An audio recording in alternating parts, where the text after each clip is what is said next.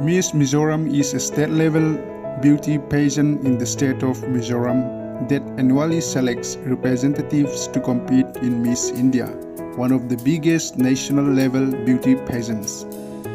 Miss Mizoram is organized by Zonet Cable TV Private Limited in association with Mizoram Journalists Association. After its inception, it was organized by the Mizoram Journalists Association. After a decade, a weekly magazine called Lalchar Weekly served as the organizer. Recently, Zonet serves as the main organizers of Miss Mizoram. The reigning Miss Mizoram title holder is T. Ramthanmoi, who was crowned by the outgoing title holder Rodi H. Padaltriatpui of 2017.